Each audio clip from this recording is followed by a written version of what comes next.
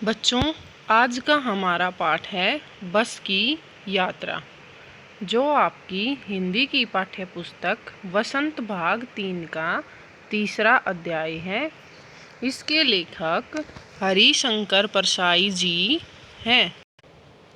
बच्चों, हर व्यक्ति कभी न कभी किसी न किसी बस से ज़रूर यात्रा करता है तथा हर व्यक्ति के अपनी यात्रा के कुछ खट्टे मीठे अनुभव होते हैं जो हमें हमेशा याद रहते हैं। तो ऐसे ही कुछ अनुभवों का वर्णन इस पाठ में लेखक ने किया है। इस पाठ के द्वारा लेखक ने पुरानी बसों को सड़कों पर चलाने वाले मालिकों पर भी कटाक्ष या व्यंग्य किया है, क्योंकि ऐसे बसों में यात्रा करना जीवन को खतरे में डालना होता है। और इसके साथ साथ ही लेखक और बस कंपनी का जो हिस्सेदार था, जो उनके साथ ही यात्रा कर रहा था, उसके बीच होने वाली बातों का वर्णन भी किया है। और इस पाठ में लेखक ने बस को एक मानव के रूप में दिखाया है, यानी सजीव रूप में दिखाया है। आगे हम पढ़ते हैं। हम 5 मित्रों ने तय किया कि शाम 4 बजे की बस से चलेंगे। लेखक और लेखक के मित्रों ने तय किया कि हम शाम 4 बजे वाली बस से चलेंगे। पन्ना से इसी कंपनी की बस सतना के लिए घंटे भर बाद मिलती है, कि पन्ना से सतना जाने वाली बस घंटे भर बाद यहाँ मिल जाएगी, जो जबलपुर की ट्रेन मिला देती है। इससे जबलपुर की ट्रेन हमें मिल जाएगी। सुबह घर पहुंच जाएंगे। हम में से 2 को सुबह काम पर हाजिर होना था, इसलिए वापसी का यही रास्ता अपनाना जरूरी था। उन लोगों को सुबह तक घर पहुंचना जरूरी था, क्योंकि 2 को सुबह अपने काम पर भी समय से पहुंचना था, इसलिए वापसी का यह रास्ता अपनाना उनके लिए बहुत ज़रूरी था। लोगों ने सलाह दी कि समझदार आदमी इस शाम वाली बस से सफ़र नहीं करते, लेकिन उन 5 मित्रों को लोगों ने एक सलाह दी कि जो समझदार व्यक्ति होता है वो इस शाम वाली बस से सफ़र नहीं करता। तो लेखक ने पूछा, क्यों? क्या रास्ते में डाकू मिलते हैं? क्या रास्ते में लुटेरे डाकू वगैरह मिलते हैं? तो लोगों ने जवाब दिया, नहीं, बस ही डाकिन है, कि बस उन लुटेरों से भी भयंकर है। बस को देखा तो श्रद्धा उमड़ पड़ी। खूब वयोवृद्ध थी, सदियों के अनुभव के निशान लिए हुए थी। लोग इसलिए इससे सफ़र नहीं करना चाहते कि वृद्धावस्था में इसे कष्ट होगा। यह बस पूजा के योग्य थी, उस पर सवार कैसे हुआ जा सकता है?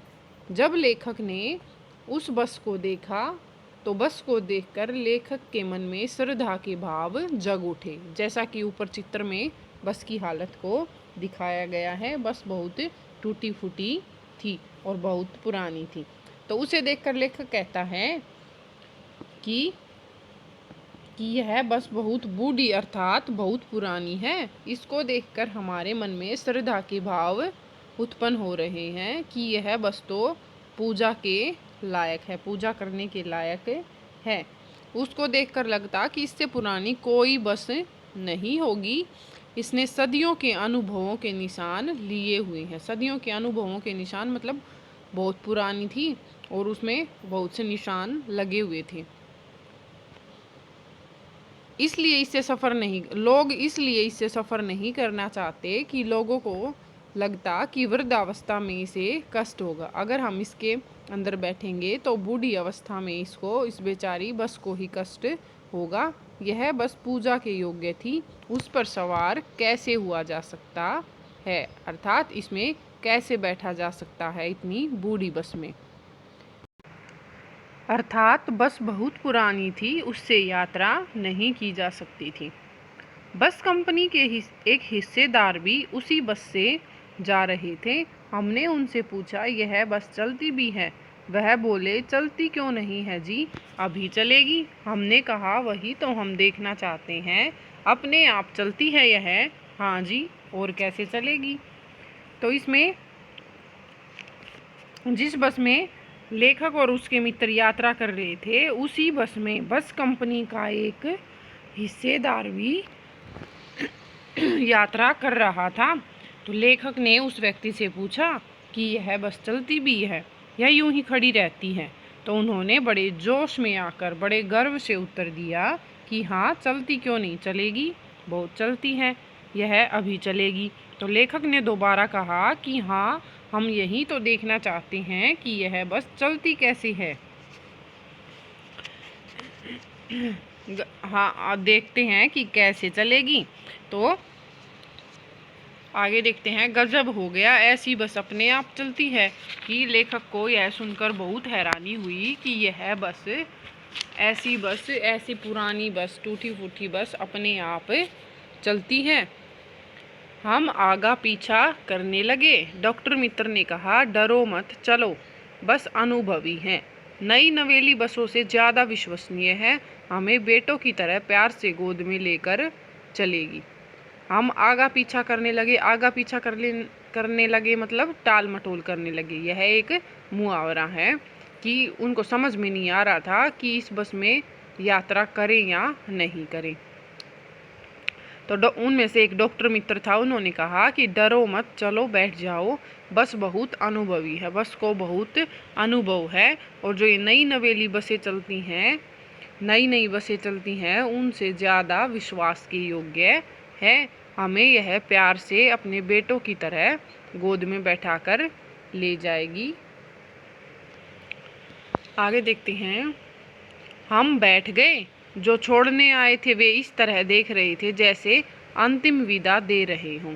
तो उन पांचों को जो छोड़ने के लिए आए थे बस स्टैंड तक, वो हमारी तरफ ऐसे देख रहे थे जैसे अंतिम विदा दे रही हों, जैसे कि हमें अंतिम बार देख रही हों। उनकी आंखें कह रही थी, आना जाना तो लगा ही रहता है, आया है सो जाएगा। राजा, रंक, फकीर, आदमी को कूच करने के लिए एक निमित्त चाहिए। कुछ करने के लिए मतलब जाने के लिए, और निमित्त क्या है? कारण। निमित्त क्या होता है? कारण।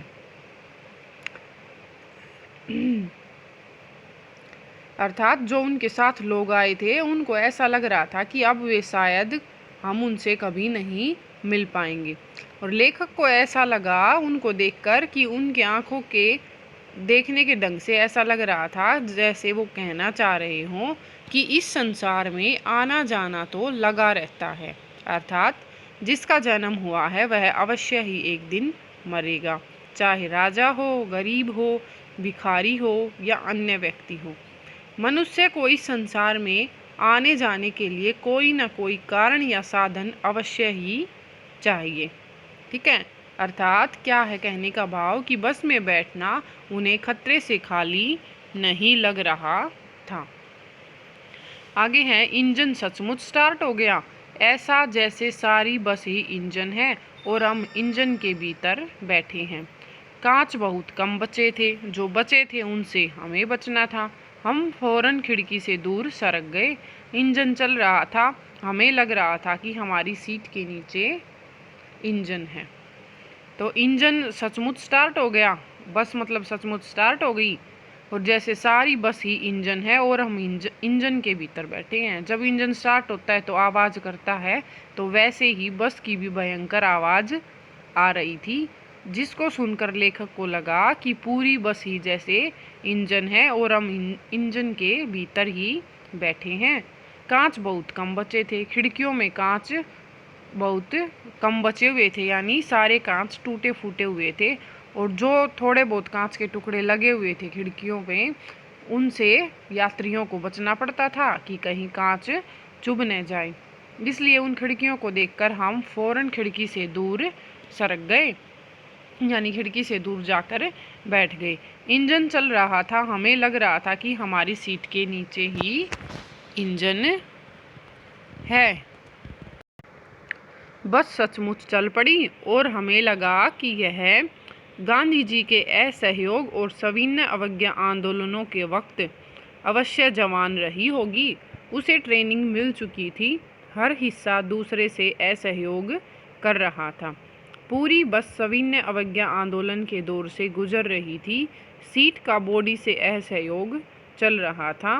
कभी लगता सीट बॉडी को छोड़कर आगे निकल गई है, कभी लगता सीट को छोड़कर बॉडी आगे भागी जा रही है। 8-10 मील चलने पर सारे भेदभाव मिट गए। यह समझ में नहीं आता था कि सीट पर हम बैठे हैं या सीट हम पर बैठी है। ठीक है। लेखक और उसके मित्र जिस पुरानी बस में बैठकर यात्रा कर रहे थे तो उस बस को देखकर लगता कि बस का चलना कठिन है, किंतु बस तुरंत ही चल पड़ी। लेखक को बस की स्थिति देखकर लगा कि यह बस महात्मा गांधी के असहयोग आंदोलन और सविनय अवज्ञा आंदोलन के समय अवश्य जवान रही होगी। यानी लेखक क्या बताना चाहता है कि बस बहुत ज़्यादा पुरानी है। मानो जब गांधी जी का असहयोग आंदोलन चल रहा था उस समय यह बस जवान थी और उस समय इस बस ने पूरा प्रशिक्षण ले लिया था। बस भली भांति जानती है कि किस प्रकार असहयोग किया जाता है। असहयोग का मतलब होता है सहयोग न करना। ठीक है। बस का हर हिस्सा एक दूसरे से असहयोग कर रहा था।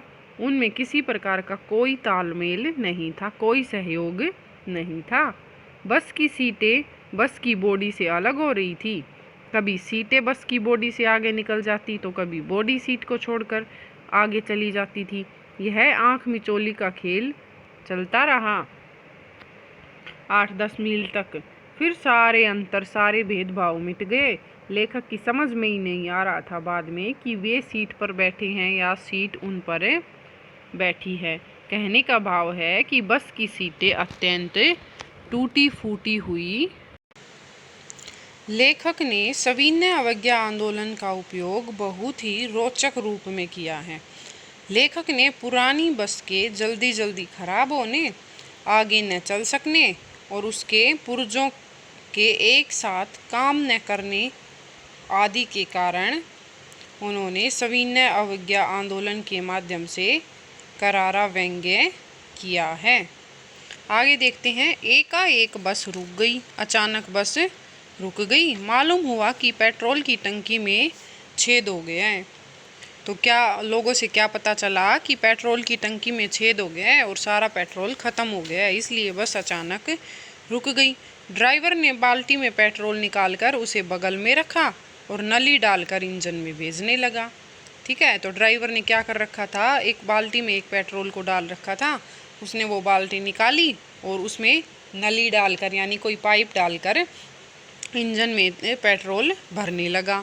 अब मैं उम्मीद कर रहा था कि थोड़ी देर बाद बस कंपनी के हिस्सेदार इंजन को निकालकर गोद में रख लेंगे और उसे नली से पेट्रोल पिलाएंगे, जैसे माँ बच्चे के मुंह में दूध की शीशी लगाती है। अब उनके मतलब भाव देखकर लेखक को क्या लग रहा था, लेखक को यह उम्मीद थी कि थोड़ी देर बाद जो ये बस कंपनी का हिस्सेदार है इंजन को निकालकर अपनी गोद में रख लेगा और उसमें नली से पेट्रोल डालेगा, जैसे कि एक माँ अपनी बच्चे के मुंह में दूध की शीशी डालती है। ये बात लेखक ने क्यों कही है, क्योंकि जब हमने पाठ पढ़ना शुरू किया था और जब लेखक ने उस बस के हिस्सेदार से पूछा था कि क्या ये बस चलती है, अपने आप चलती है, तो तब उस बस के हिस्सेदार ने उनको जवाब दिया था कि जैसे माँ अपने बच्चों को गोद में उठाकर लेकर जाती है वैसे ही यह बस हमें बहुत सावधानी से पहुंचा देगी।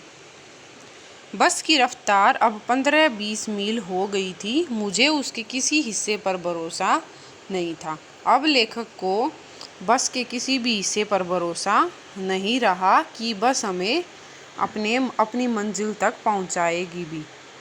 ठीक है। लेखक को लग रहा था कि ब्रेक फेल हो सकता है, स्टीयरिंग टूट सकता है। ठीक है। अब लेखक को क्या लगने लगा कि कभी भी यह बस रुक सकती है, कभी भी इसका कोई भी पुर्जा खराब हो सकता है, जैसे ब्रेक भी फेल हो सकता है, स्टीयरिंग टूट सकता है। ठीक है। प्रकृति के दृश्य बहुत लुभावने थे। बस से बाहर जब वो प्रकृति को देख रहे थे तो प्रकृति के नज़ारे बहुत ही सुंदर दिखाई दे रहे थे। दोनों तरफ हरे भरे पेड़ थे जिन पर पक्षी बैठे थे। दोनों तरफ हरे भरे पेड़ दिखाई दे रहे थे और उन पर पक्षियों की आवाज़ सुनाई दे रही थी। मैं हर पेड़ को अपना दुश्मन समझ रहा था। जो भी पेड़ आता डर लगता कि इससे बस टकरा जाएगी। वह निकल जाता तो दूसरे पेड़ का इंतजार करता। झील दिखती तो सोचा कि इसमें बस गोता लगा जाएगी।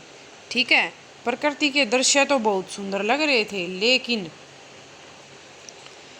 लेखक पेड़ों को अपना दुश्मन समझ रहा था, क्योंकि जब भी बस किसी पेड़ के पास से गुजरती थी तो ऐसा लगता था कि कहीं पेड़ बस से न टकरा जाए, क्योंकि बस ड्राइवर के कंट्रोल में भी, नियंत्रण में भी नहीं थी और बस की दशा बहुत खराब थी। उसका हर एक पुर्जा हिल रहा था, जिस कारण लेखक को हर समय डर रहता कि कहीं बस पेड़ से न टकरा जाए।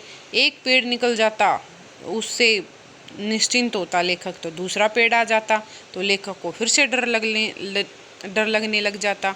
इस प्रकार लेखक पेड़ों को अपना मान रहा था। एकाएक फिर बस रुकी, अचानक से फिर बस रुक गई।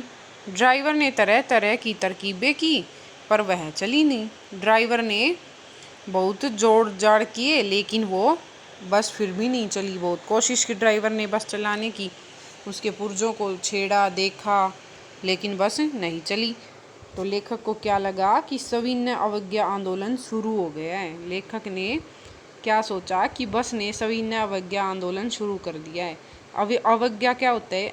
अवज्ञा क्या होती है? आज्ञा न मानना, और सविनय विनय के साथ, नम्रता के साथ आज्ञा न मानना। तो बस भी ड्राइवर की बात को नहीं मान रही थी, इसलिए लेखक को क्या लगा कि बस ने सविनय अवज्ञा आंदोलन शुरू कर दिया है। कंपनी के हिस्सेदार कह रहे थे, बस तो फर्स्ट क्लास है जी, यह तो इत्तेफाक की बात है। तो इस बात पर कंपनी के हिस्सेदार ने लोगों से क्या कहा कि बस तो बहुत अच्छी है, लेकिन संयोग की बात है, कभी कभी खराब भी हो जाती है। इत्तेफाक क्या होता है? संयोग। क्षीण चांदनी में वृक्षों की छाया के नीचे वह बस बड़ी दयनीय लग रही थी। लगता जैसे कोई वृद्धा थक कर बैठ गई हो। ठीक है, तो इसमें बस की दशा का वर्णन किया गया है। लेखक बस की अवस्था को देखकर कह रहा था कि बस के खराब हो जाने पर ड्राइवर ने बस को धीरे धीरे चांदनी में पेड़ों के नीचे रोक दिया। रात हो चुकी थी और जो चांद की रोशनी थी उसमें पेड़ों के नीचे रोक दिया। लेखक को बस की दशा बहुत दयनीय, दया के योग्य लगी। वे सोच रहे थे कि बस अगर ठीक नहीं हुई तो आगे की यात्रा कैसे होगी, और बस उसे एक बूढ़ी औरत के समान लग रही थी। वृद्धा क्या होती है? बूढ़ी। ठीक है, एक वृद्धा की तरह बस थक कर पेड़ के नीचे बैठ गई हो। हमें ग्लानि हो रही थी कि बेचारी पर लदकर हम चले आ रहे हैं। लदकर मतलब बैठ कर आ रहे हैं। अगर इसका प्राणांत हो गया तो इस बियाबान में हमें इसकी अंत्येष्टि करनी पड़ेगी। लेखक को पश्चाताप हो रहा था कि हम इस बूढ़ी औरत पर, इस बेचारी बस पर बैठकर आ गए हैं। अगर इसकी मृत्यु हो गई, प्राणांत मतलब मृत्यु हो गई, तो इस बियाबान में, बियाबान मतलब सुनसान जंगल में, इसकी अंत्येष्टि करनी पड़ेगी। अंत्येष्टि मतलब अंतिम संस्कार। तो इस बस का अंतिम संस्कार हमें करना पड़ेगा। लेखक ने इन पंक्तियों के माध्यम से फिर से बस पर व्यंग्य किया है। हिस्सेदार साहब ने इंजन खोला और कुछ सुधारा। हिस्सेदार साहब ने इंजन को खोला और उसमें कुछ सुधार किया। बस आगे चली, बस चलने लगी। उसकी चाल और कम हो गई। पहले से ही वो धीरे धीरे चल रही थी और वो बस और भी धीरे चलने लगी। धीरे धीरे वृद्धा की आंखों की ज्योति जाने लगी। धीरे धीरे उस बूढ़ी औरत की आंखें कमज़ोर हो गई, अर्थात बस की जो हेडलाइट थी वो भी जलनी बंद हो गई। चांदनी में रास्ता टटोल कर वह रेंग रही थी। तो जो चांद की चांदनी थी उसी रोशनी से बस रास्ता टटोल टटोल कर बिल्कुल धीरे धीरे चल रही थी। आगे या पीछे से कोई गाड़ी आती दिखती तो वह एकदम किनारे खड़ी हो जाती और कहती, निकल जाओ बेटी, अपनी तो वह उम्र रही नहीं। आगे पीछे से कोई भी गाड़ी आते दिखाई देती तो ड्राइवर उसको किनारे लगा देता, जैसे बस कह रही हो उन गाड़ियों को, जैसे बस ये कह रही हो कि बेटी निकल जाओ आगे, हमारी तो अब ये प्रतियोगिता करने की उम्र नहीं रही। एक पुलिया के ऊपर पहुँचे ही थे कि एक टायर फिश करके बैठ गया। एक पुल पर बस पहुँची ही थी कि एक टायर फिश करके यानी टायर की हवा निकल गई, टायर पंचर हो गया। वह बहुत ज़ोर से हिलकर थम गई। बस बहुत ज़ोर से हिली और रुक गई। अगर स्पीड में होती तो उछलकर नाले में गिर जाती। अगर स्पीड बस की तेज़ होती, गति अगर तेज़ होती, बस तेज़ चल रही होती तो बस उछलकर उस नाले में गिर जाती। मैंने उस कंपनी के हिस्सेदार की तरफ पहली बार श्रद्धा भाव से देखा। ठीक है, लेखक ने जो वो कंपनी का हिस्सेदार बैठा था उनके साथ, उसको पहली बार बहुत श्रद्धा भाव से देखा। वह टायरों की हालत जानते हैं, फिर भी जान हथेली पर लेकर उसी बस से सफ़र कर रहे हैं कि वह हिस्सेदार बस की टायरों की स्थिति के बारे में जानता था और फिर भी अपनी जान हथेली पर रखकर उसी बस में सफ़र उनके साथ कर रहा था। उत्सर्ग की ऐसी भावना दुर्लभ है। उत्सर्ग मतलब बलिदान। तो बलिदान की ऐसी भावना दुर्लभ, दुर्लभ जो बहुत कम मिलती हो। तो बलिदान की ऐसी भावना वाले लोग बहुत कम मिलते हैं। सोचा इस आदमी के साहस और बलिदान भावना का सही उपयोग नहीं हो रहा है। लेखक ने सोचा कि इस आदमी की साहस और बलिदान मतलब ये आदमी जो साहस दिखा रहा है, उस साहस का और उस बलिदान का सही तरह से उपयोग नहीं हो रहा है। इसे तो किसी क्रांतिकारी आंदोलन का नेता होना चाहिए। अगर बस नाले में गिर जा पड़ती और हम सब मर जाते तो देवता बाहें पसारे उसका इंतजार करते, कहते वह महान आदमी आ रहा है जिसने एक टायर के लिए प्राण दे दिए, मर गया पर टायर नहीं बदला। ठीक है, लेखक कह रहा है कि इसे तो किसी क्रांतिकारी आंदोलन का नेता होना चाहिए। ठीक है, क्योंकि क्रांतिकारी अपने इरादों में पक्के होते हैं। वे कार्य को पूरा करने के लिए जान की परवाह नहीं करते। कंपनी का हिस्सेदार भी इस पुरानी बस में बैठकर पैसे कमाने के लालच में अपनी जान को खतरे में डालने से नहीं डरता। इसलिए लेखक ने यह कथन उसके लिए कहा है। अगर लेखक सोच रहा था, कह रहा था कि अगर बस नाले में गिर जाती और बस में सफ़र करने वाले लोग मर जाते तो देवता भी बाहें पसार कर इस आदमी का स्वागत करता कि ऐसा महान व्यक्ति आ रहा है जिसने एक टायर के लिए अपने प्राणों का बलिदान दे दिया, लेकिन टायर नहीं बदला। आगे है दूसरा घिसा टायर लगाकर बस फिर चली। उन्होंने टायर को बदल दिया। दूसरा टायर भी कैसा था? बिल्कुल घिसा हुआ, लेकिन बस चल पड़ी। अब हमने वक्त पर पन्ना पहुंचने की उम्मीद छोड़ दी थी। अब लेखक ने वक्त पर अपनी मंजिल पाने की बात या उम्मीद छोड़ दी थी कि वो पन्ना टाइम से पहुंच भी जाएंगे।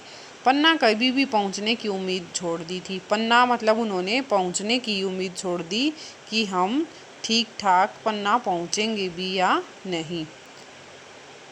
लगता था जिंदगी इसी बस में गुजारनी है और इससे सीधे उस लोक को प्रयाण कर जाना है। मतलब जब तक जिंदगी है हमारे पास वो हमें इस बस में ही गुजारनी है और फिर सीधे दूसरे लोक प्रयाण कर जाना है, अर्थात इस बस में ही हम मर जाएंगे। इस पृथ्वी पर उसकी कोई मंजिल नहीं है। इस पृथ्वी पर लेखक की और इस बस की कोई मंजिल नहीं है कि ये हमारी मंजिल तक कभी हमें पहुंचा भी देगी। ये विश्वास लेखक को नहीं हो रहा था। हमारी बेताबी, तनाव ख़त्म हो गए। हमारी बेचैनी, हमें जो चिंता थी वो सब हमारी ख़त्म हो गई। हम बड़े इत्मीनान से घर की तरह बैठ गए और उस बस में हम बड़ी शांति से अपने घर की तरह बैठ गए। चिंता जाती रही, हंसी मजाक चालू हो गया। हमने चिंता करनी छोड़ दी और सब लोगों ने मिलकर हंसी मजाक करना शुरू कर दिया, क्योंकि और कोई तरकीब या उपाय उनके पास था नहीं। वीडियो अच्छी लगे तो लाइक करें और ज़्यादा से ज़्यादा शेयर करें। और इस चैनल को सब्सक्राइब करें।